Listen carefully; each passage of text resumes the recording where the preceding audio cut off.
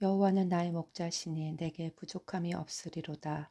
그가 나를 푸른 풀밭에 누이시며 쉴 만한 물가로 인도하시는도다. 내 영혼을 소생시키시고 자기 이름을 위하여 의의 길로 인도하시는도다. 아멘. 우리의 창조자 되시며 목자 되신 주님의 이름을 찬양드립니다. 우리의 인생을 푸른 풀밭으로 인도하여 주시고 주님의 자녀로 살아가게 하여 주심에 감사드립니다. 때로는 메마른 사막을 걸어가는 순간이 있지만 그때도 함께 하시는 주님으로 인해 더욱더 감사를 드립니다. 살다가 맞닥뜨리는 어려움에도 실망하거나 낙심하지 않게 하여 주시고 주님의 이름을 잊지 않고 부를 수 있는 우리가 되게 하여 주시옵소서. 또 그 순간을 지나고 나면 더욱더 풍성한 은혜를 부어주시는 주님이심을 기억하며 단단히 살아갈 수 있는 우리가 되게 하여 주시옵소서. 오늘도 각자의 가정에서 예배드리는 우리 성도님들을 기억하여 주시옵소서. 장소와 시간은 다 틀리지만 동일한 말씀과 찬양으로 예배드리는 뉴라이프 교회의 성도임을 잊지 않게 하여 주시옵소서. 생각날 때마다 교회를 위해서 성도들을 위해서 기도할 수 있는 우리가 되게 하여 주시옵소서. 우리 아이들을 위하여 기도드립니다. 나날이 악해져 가고 어두워져 가는 세상 속에서 아이들을 지켜주시옵소서. 어디를 가던 하나님의 천사가 보호하여 주시고 세상 악함에 물들지 않고 마음속 선함을 잃지 않고 살아갈 수 있게 하여 주시옵소서. 무엇보다 하나님의 자녀라는 것을 잊지 않고 그 믿음 끝까지 지킬 수 있는 우리 아이들이 되게 하여 주시옵소서. 공부하는 중에 있으니 지혜도 허락하여 주시고 미래를 위해서 착실히 잘 준비할 수 있도록 하여 주시옵소서. 코로나 백신 접종이 점점 빨라지고 있습니다. 이 어수선한 시기를 무사히 잘 보내고 교회에 모여서 예배드릴 수 있는 그날이 속히 올 수 있기를 기도합니다. 그때까지 조금 더 인내하며 지혜롭게 안전하게 지낼 수 있게 하여 주시옵소서. 오늘도 말씀을 준비하시고 전하여 주시는 목사님을 위해서 기도드립니다. 코로나로 인해 흩어져 있는 지금이지만 온라인 예배를 통하여 한 예배로 준비해 주시는 그 수고를 기억하여 주시옵소서. 언제나 성령 충만함과 건강함을 허락하여 주시옵소서. 또한 찬양을 준비하고 수고해 주시는 찬양단의 수고도 기억하여 주시고 더하여지는 축복이 있게 하여 주시옵소서. 오늘도 함께 말씀을 들을 수 있음에 함께 찬양할 수 있음에 감사드리며 이 모든 말씀 우리의 목자 되시는 주 예수 그리스도의 이름으로 기도드립니다. 아멘.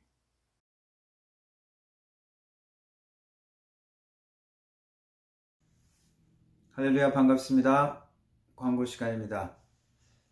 오늘 어버이줄입니다. 그리고 또 마더스데이죠. 우리 옆에 계신 어머니께 해피 마더스데이라고 인사해 주시면 좋겠습니다. 마더스데이는 항상 기억을 잘 하는데 파더스데이는 종종 잊어버리더라고요. 왜 그렇게 되는지 잘 모르겠는데 어쨌거나 해피 마더스데이고 우리 부모님들께 감사하는 시간들이 되어졌으면 좋겠습니다. 그리고 코비드 백신 지금 BC주에는 200만이 지금 1차 접종까지 한 인구가 200만이 된다고 합니다. 우리 교인분들 중에서도 지금 맞으신 분도 있고 또 좀 기다리고 계신 분들도 있는 것 같습니다. 12세부터 18세까지는 6월 말부터 접종을 준비하고 있다고 합니다. 그리고 1차 접종에 확진된 케이스를 들었는데 다 낳고 나서 2차 접종까지 6개월을 기다려야 된다고 합니다. 그러니까 끝까지 인내하시고 조심하면 좋을 것 같습니다. 찬양 연습은 오늘 주일 11시에 있을 예정입니다. 예배를 오후에 들으시는 분은 이미 연습이 다 끝났고요. 예배를 섬기고 돕는 모든 분들 위해 함께 또 기도해 주시면 좋을 것 같습니다. 오늘도 드리는 헌금 위해서 기도하도록 하겠습니다. 하나님 감사합니다. 오늘도 예배 가운데 나오게 하시고 하나님께 예배하며 감사드리며 주님 앞에 드릴 수 있는 시간을 허락하여 주시니 감사합니다.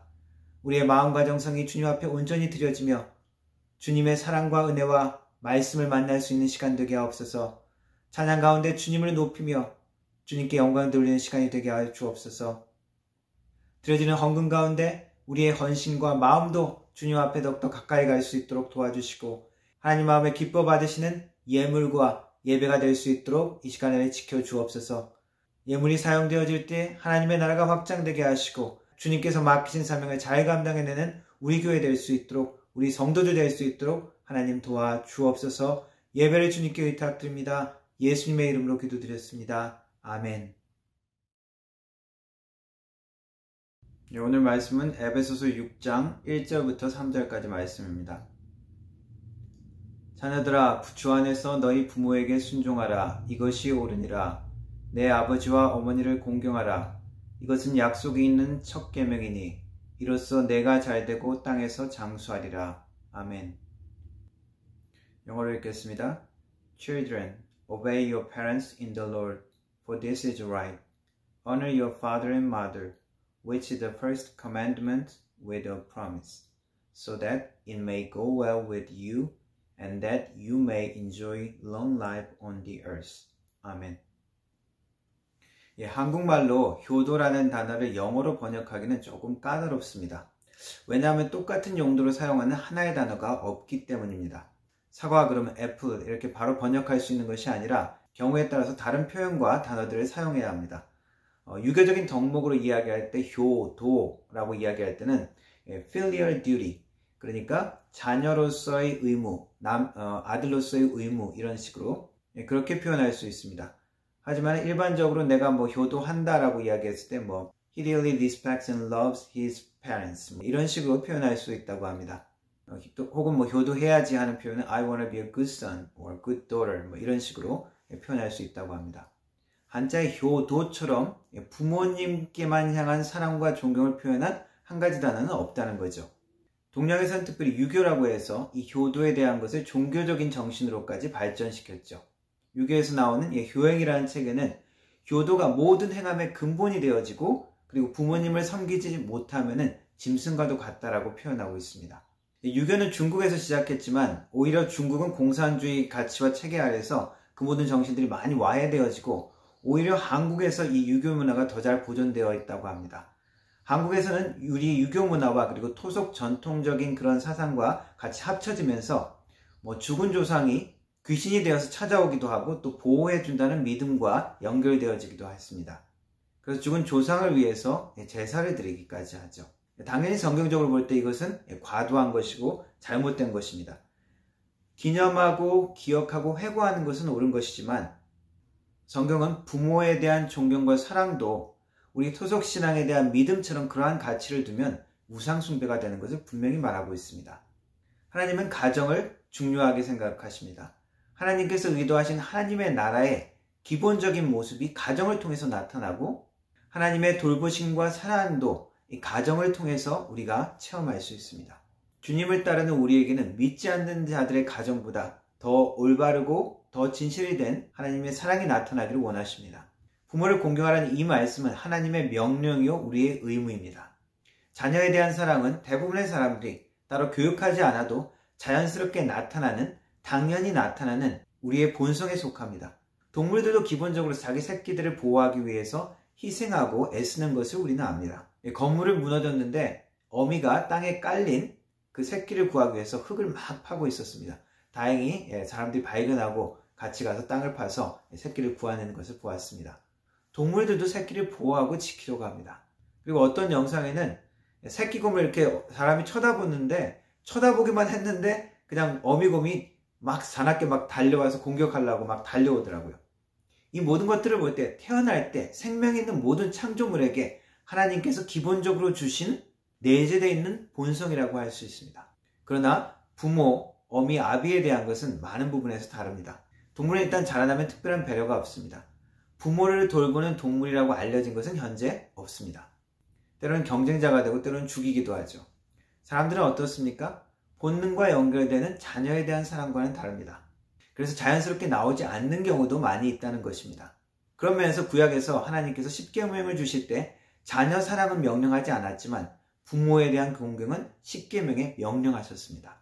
십계명을 주시면서 처음 4가지는 하나님에 대한 계명입니다. 나 위에 다른 신을 두지 말라, 우상을 만들지 말라, 하나님의 이름을 망령되게 일컫지 말라, 안식일을 거룩하게 지키라. 그리고 5번째부터는 사람들과의 관계에 관한 것입니다. 인간들의 서로의 관계에 관한 계명의 가장 첫 번째로 나오는 것이 내 부모를 공경하라는 말씀입니다. 출애굽기 20장 12절에 이렇게 이야기합니다. 내 부모를 공경하라. 그리하면 내 하나님 여호와가 내게 준 땅에서 내 생명이 길리라. 오늘 읽은 에베소서에는 약속이 있는 첫 계명이라고 말씀하고 있습니다. 10계명을 주시면서 잘되고 땅에서 장수한다라고 말씀하셨죠. 하나님의 명령과 계명은 힘들고 어려운 짐 같지만 사실 하나님께서 우리에게 축복과 은혜를 경험하게 하는 통로로 사용하십니다. 잠언에서는 이렇게 말씀하고 있습니다. 너를 낳은 아비에게 청종하고 내 늙은 어미를 경히 여기지 말라. 진리를 사되 팔지는 말며 지혜와 훈계와 명철도 그리할지니라. 의인의 아비는 크게 즐거울 것이요 지혜로운 자식을 낳는 자는 그로 말미암아 즐거울 것이니라. 내 부모를 즐겁게 하면 너를 낳은 어미를 기쁘게 하라. 우리는 부모님을 통하여 하나님의 돌보심과 사랑 공급하심을 체험합니다. 잠언 말씀에서는 진리와 지혜와 훈계와 명철, 우리를 축복된 삶으로 이끄는 이 모든 것들이 아비와 부모를 통해서 나온다는 것입니다. 부모님에 대한 순종과 존경을 통해 하나님의 복 주시는 손길을 우리는 만날 수 있다는 것입니다. 하나님의 선하심을 맛볼 수 있는 방법이 부모님을 통해서 전달되어진다는 것입니다. 오늘 본문 말씀에는 이것이 옳다, 의롭다는 말입니다. 의로운 일 가운데서 가장 기초가 되는 것, 가장 먼저 해야 될 것, 잊지 말아야 할 것이 부모에 대한 공경이라는 것입니다. 교회에서 봉사도 잘하고 믿음이 있고 열심히 있다 그래서 칭찬도 받아서 직분을 받은 분 이야기를 들었습니다. 그런데 가정에서는 이분이 나이 든 시부모를 제대로 돌보지 않고 구박하는 이야기를 들었습니다. 마음이 참 안타까웠습니다. 다른 일을 아무리 잘하는 것 같아도 하나님 앞에 이 부모 모시는 일을 잘 못한다면 의로운 것이 아니요 배은망덕한 것이죠. 사람들 앞에서 행하는 모든 노력과 헌신과 봉사가 하나님 앞에서는 아무것도 아닌 것이 되어집니다. 디모데 전서 5장 8절에는 누구든지 자기 친족, 특히 가족을 돌보지 않으면 그 사람은 벌써 믿음을 저버린 자고 믿지 않는 사람보다 더 나쁜 사람이라고 이야기하고 있습니다. 부모님에 대한 순종과 공경은 하나님의 명령이요 계명이요 또한 우리에게 축복이 되고 하나님의 말씀에 대한 순종과 하나님을 경외함의 시작이 되어집니다. 그리고 오늘 말씀에서는 주 안에서 공경하고 순종하라고 말씀하십니다. 어떤 경우에는 불완전한 부모의 모습 때문에 이 공경하라는 말씀이 거부감이 될 수 있습니다. 특별히 가정폭력이나 학대를 경험한 분들은 하나님 아버지라고 부르는 것도 쉽지 않습니다. 우리가 꼭 기억해야 할 것은 부모도 완전하지 못하고 죄인이라는 것입니다. 역시 부모된 우리의 모습을 보면 우리는 인정할 수밖에 없습니다. 그래서 이 말씀은 부모님이 존경할 만해서 존경하거나 공경하라는 말씀이 아닙니다. 물론 존경할 만하고 공경할 만하면 더 좋겠지만 그렇지 못할 때도 많이 있습니다. 그래서 주 안에서 하라는 이 말씀은 주님께서 주시는 힘 안에서 하라는 말씀이라고 할 수 있습니다. 다른 많은 계명처럼 우리가 우리 힘만으로 할 수 없는 것이 많이 있습니다. 내 이웃을 내 몸과 같이 사랑하라. 어떻게 우리 힘으로 그렇게 할 수 있습니까? 이기적인 우리의 심령으로 욕심과 질투와 두려움이 있는 우리의 마음으로는 그렇게 할 수 없습니다. 주님의 힘이 필요합니다. 위정자들에게 순복하라. 어떻게 이것이 가능합니까? 남편에게 복종하라. 어떻게 이것이 가능합니까? 하나님이 주시는 힘과 마음이 없으면 우리는 할 수 없습니다. 부모님이 늙고 병들면 모시기가 쉽지 않습니다. 부모님께 제주도 여행 같이 가자고 해서 제주도에 부모님을 버리고 온 이야기를 들었습니다. 할머니는 집이 어딘지 알았지만 그걸 이야기 안 하고 돌아가지 않으려고 하는 것을 보았습니다. 자기를 버린 자녀에게 더 이상 부담이 되기를 원치 않았을 것입니다.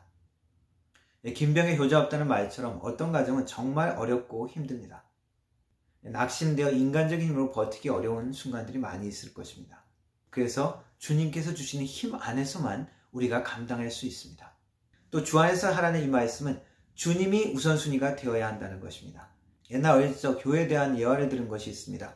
옛날 중국의 어떤 한 나라에 가난하지만 노부모를 모신 어떤 가정이 있었습니다. 이 부부에게는 3살 난 자라나는 아들이 있었습니다. 그런데 노모가 손주에게 음식을 주느라고 자신은 굶을 때까지, 여윌 때까지 그렇게 했습니다. 이를 본 부부는 차라리 자식을 죽이고 땅에 묻자. 자식은 다시 낳을 수 있지만 부모를 어떻게 얻을 수 있겠느냐. 그러면서 땅을 파다가 금솥을 발견했다 그러죠.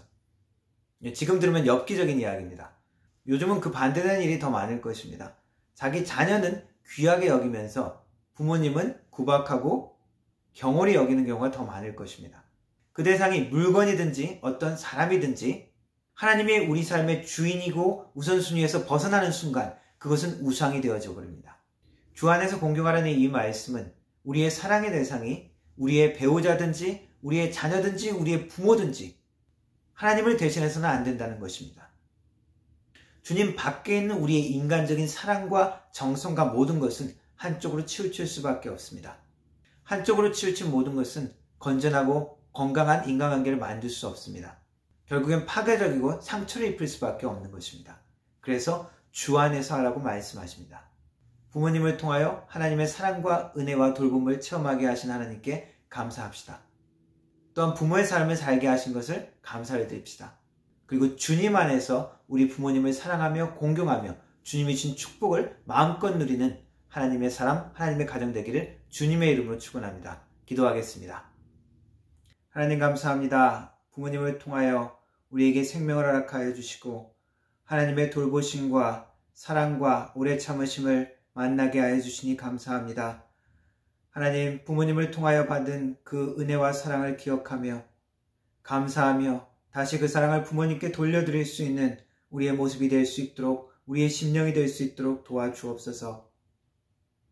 또한 부모의 삶을 살게 하여 주시니 감사합니다. 하나님 아버지로부터 받은 사랑과 은혜를, 그 성김과 희생을 또한 실천하며 나눌 수 있는 우리의 삶 될 수 있도록 도와주옵소서. 예수님의 이름으로 기도합니다. 아멘.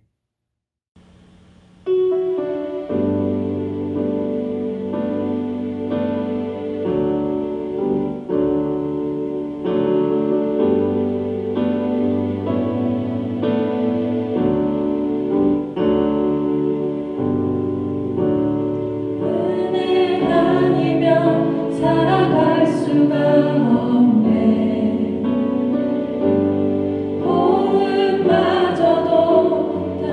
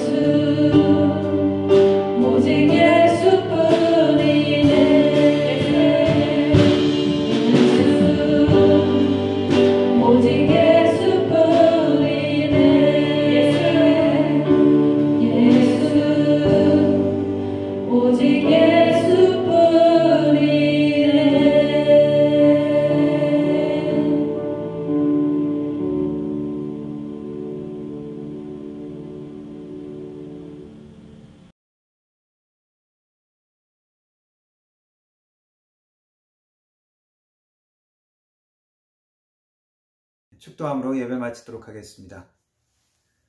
지금은 우리 주 예수 그리스도의 은혜와 성부 하나님 아버지의 놀라우신 사랑과 성령 하나님의 위로교통 충만하신 은사가 하나님의 명령과 약속을 따라 우리 부모님을 사랑하며 존경하며 하나님이 보여주신 부모의 삶을 살기로 다짐하는 머리 숙인 우리 모든 성도들 머리 위에 그 가정과 일터와 교회 위에 영원 무궁토록 함께 하실지어다. 아멘.